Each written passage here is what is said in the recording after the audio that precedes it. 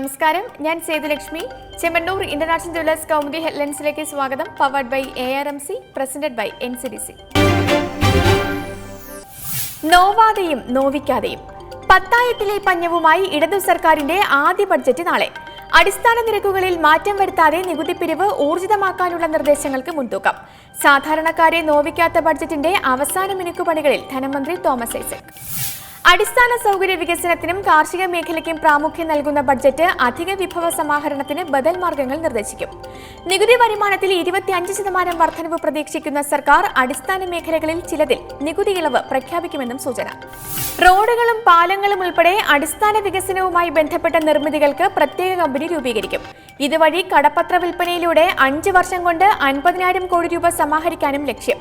സേവന മേഖലകളിൽ അധിക നികുതികൾക്ക് സാധ്യതയില്ല. ജില്ലാ സഹകരണ ബാങ്കുകളെ സംയോജിപ്പിച്ചുള്ള കേരള ബാങ്ക് ധനമന്ത്രിയുടെ സ്വപ്നമെങ്കിലും ഇത്തവണത്തെ ബഡ്ജറ്റിൽ പ്രഖ്യാപനമുണ്ടാകില്ല. അതേസമയം കേരള ബാങ്കിനുള്ള സാധ്യത പരിശോധിക്കാൻ വിദഗ്ധ സമിതി രൂപീകരിക്കും. ജൈവ പച്ചക്കറി പദ്ധതികൾക്ക് ബഡ്ജറ്റ് പ്രത്യേക ഫണ്ട് അനുവദിക്കും. ശരിയാക്കാൻ രാഹുലും. KPCC പുനഃസംഘടന ചർച്ച ചെയ്യാൻ രാഹുൽ ഗാന്ധി വിളിച്ച സംസ്ഥാന നേതാക്കളുടെ യോഗം ഇന്ന് ഡൽഹിയിൽ. 2 ദിവസം തുടരുന്ന ചർച്ചയിൽ പാർട്ടിയിലെ നേതൃമാറ്റ ആവശ്യം മുഖ്യ അജണ്ട. നിയമസഭാ തിരഞ്ഞെടുപ്പ് പരാജയത്തിന് ഉത്തരവാദി KPCC പ്രസിഡന്റെന്നും പാർട്ടിയിൽ തലമുറ മാറ്റം അനിവാര്യമെന്നും AI ഗ്രൂപ്പുകൾ.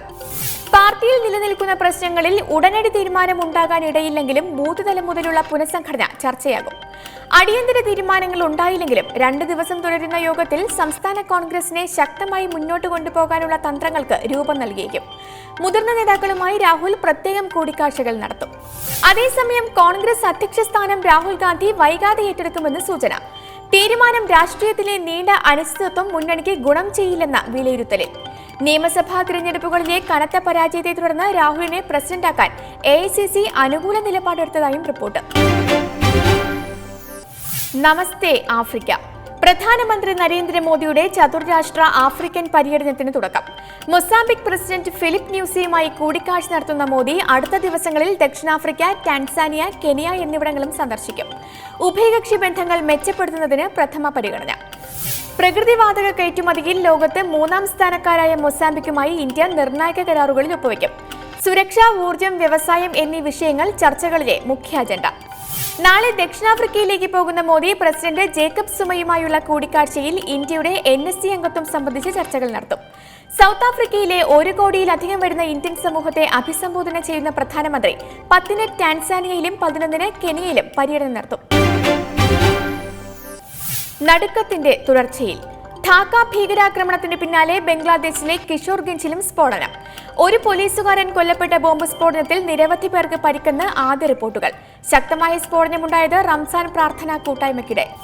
20-ലധികം പേരെ കൂട്ടക്കൊല ചെയ്ത ധാക്ക ഭീകരാക്രമണത്തിന്റെ നടുക്കം മാറും മുമ്പുണ്ടായ സ്ഫോടനത്തിന്റെ ഉത്തരവാദിത്തം ഇതുവരെ ആരും ഏറ്റെടുത്തിട്ടില്ല.